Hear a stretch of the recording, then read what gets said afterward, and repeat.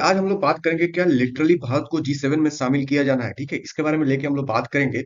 आशा करता हूँ सबको वीडियो समझ में आएगा। ठीक है दोस्तों। और इटली से मोदी को बुलाया गया है। ठीक है, किस लिए बुलाया गया? क्योंकि वहां पे G7 समिट्स हो रहा है। G7 समिट्स के बारे में बात करेंगे डिटेल्स में हम लोग। ठीक है, देखिए, न्यू दिल्ली से हम लोग चलते हैं 5893 किलोमीटर। ठीक है दोस्तों, यहाँ पे आप अगर जाओगे न्यू दिल्ली से तो यहाँ पे है इटली। ठीक है, ये रहा हमारा नॉर्थ, नीचे साउथ, ये ईस्ट, ये वेस्ट। ठीक है, तो नॉर्थ वेस्ट, ये नॉर्थ वेस्ट से हम लोग 5893 किलोमीटर दूर जाएंगे तो यहाँ पे एक देश है इटली। ठीक है दोस्तों, इटली। और यहाँ पे हो रहा है G7 समिट। इसका कैपिटल की बात करें तो रोम है। ठीक है, आप आसपास देख रहे हैं ऑस्ट्रिया, हंगरी, तो ऐसा पता चल रहा है कि ये यूरोपियन यूनियन का कंट्रीज लग रहे हैं। ठीक है, और यूरोपियन ऐसा बोलिए, आप बस ऐसा समझिए कि आप बोल दीजिए यूरोप्स का कंट्री है। ठीक है दोस्तों, देखिए इटली के बारे में बात करें तो कैपिटल यहाँ की रोम है। ठीक है, और रिलीजन यहाँ पे 84% लोग क्रिश्चियनिटी अपनाते हैं, क्रिश्चियनिटी में है। और 11% लोगों का नो रिलीजन, मतलब ऐसा समझिए वो नास्तिक हो गए हैं। और आपको ये पता होना चाहिए कि जितने भी दुनिया में अगर सबसे ज्यादा कोई नास्तिक हो रहा है ना, तो वो मोस्टली क्रिश्चियनिटी है। और 1% के लोग मुस्लिम है यहाँ पे। ठीक है, ऑफिशियल लैंग्वेज की बात करें तो इटालियन है। ठीक है, और एरिया वाइज बात करें, 30,1340, मतलब 71th रैंक, इतना बड़ा इसका एरिया है और दुनिया में 71th लार्जेस्ट कंट्री है। ठीक है, जीडीपी बात करें तो बहुत अच्छी खासी जीडीपी है। 3.347 ट्रिलियन जीडीपी, और 13वीं रैंक पे है, पूरी दुनिया में 13वीं रैंक पे है। ठीक है, कंट्रीज कंट्रीज के अंदर जो करेंसी चलती है वो यूरो चलती है, और डायलिंग क्लोज +39 है। ठीक है, और यहाँ पे प्राइम मिनिस्टर है जॉर्जिया मिलोनी, इनको इंडिया के लोग इनको मेलोडी बोलते हैं। और ये रहा यहाँ पे फ्लैग।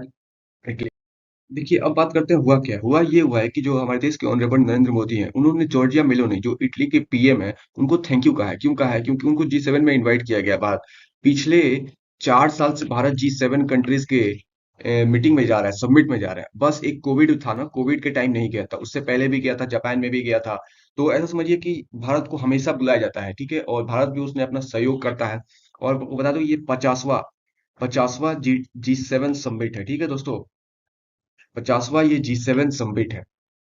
देखिए G7 का समझिए, G7 का जो फाउंडेशन हुआ था वो 25 मार्च 1973, यहाँ पे 1973 के दिन G7 को मतलब बनाया गया था। एक संघ है, ऐसा समझिए, संघ जैसे G20 है, फिर से यूरोपियन यूनियन है। ऐसा ही ये भी एक संघ समझिए, ग्रुप करिए, जहां ये लोग मिलते हैं, बातें करते हैं, देश दुनिया में क्या चल रहा है, किस चीज का कमी है। समझिए दोस्तों, ऐसा ही कुछ ये है।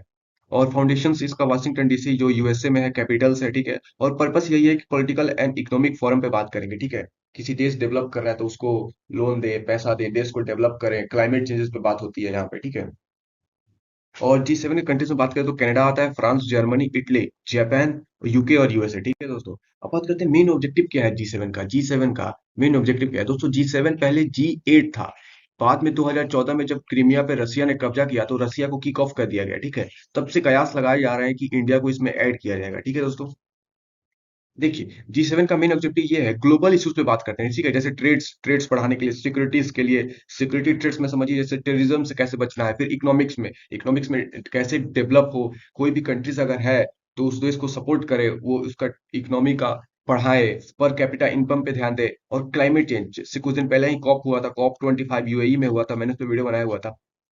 और ये लोग एक और टॉपिक बात करते हैं, energy policy, atomic energy related, international security जो होता है, फिर से ग्लोबल इकोनॉमिक कंट्रोल्स। ठीक है, ग्लोबल इकोनॉमिक कंट्रोल्स समझिए कि यूएसए, चाइना और इंडिया ही सबसे ज्यादा इकोनॉमिक पावर है। और बात करें तो ये लोग ऐसे करते हैं ना, जैसे discuss between leaders, ministers and policy maker, जैसे G20 में था ना, प्राइम मिनिस्टर लोग, सॉरी, वर्ल्ड लीडर्स को एक दिन मिले, फिर किसी और दिन मिनिस्टर्स लोग मिले, फिर तीसरे दिन किसी फाइनेंस मिनिस्टर लोग मिले, चौथे दिन डिफेंस मिनिस्टर लोग मिले, ऐसे ही करके ये भी सारा G7 के मिनिस्टर्स लोग मिलते हैं एक एक दिन करके। और लास्ट में जो वर्ल्ड लीडर्स होते हैं वो मिलते हैं। और दोस्तों, इस G7 में इंडिया मेंबर नहीं है। ठीक है, लेकिन ऐसे कयास लगाए जा रहे हैं कि G7 में सून इंडिया मेंबर हो जाएगा। ठीक है, इस साल नहीं तो अगले साल कंफर्म है कि इंडिया मेंबर्स हो जाएगा। मैं एक आर्टिकल पढ़ रहा था तो मेरे को पता चला कि इंडिया को ये लोग चाह रहे हैं ऐड करने के लिए। और इसी पे ग्लोबल टाइम्स, ये चाइना की न्यूज अखबार है, इसने कहा है कि हम लोग ये जो G7 कंट्रीज और BRICS company, sorry BRICS, G7 countries और ब्रिक्स कंट्रीज, ये भी G7 भी एक संघ है, ग्रुप है, और ब्रिक्स भी एक संघ ग्रुप है। ठीक है, तो ऐसा बोला जा रहा है चाइना को यहाँ पे मिर्ची लगा। ठीक है, और इसने इंडिया को सपोर्ट किया एक तरीके से बोलिए, वैसे देखने को बहुत कम मिलता है, क्योंकि इसने एक डिजिटल प्लेटफॉर्म पे इंडिया को सपोर्ट कहा। उसने कहा कि हमारा जो ब्रिक्स का ऑर्गेनाइजेशन है, इसने G7 कंट्रीज से ज्यादा कंट्रीब्यूट करता है। हम लोग वन थर्ड ग्लोबल ग्रोथ में है, क्योंकि देखिए चाइना 21% है और इंडिया 14.2%। ठीक है, तो ये दोनों ही बहुत ज्यादा डोमिनेंट है। ठीक है, तो ऐसे कयास लगाए जा रहे हैं और चाइना को भी डर लग रहा है।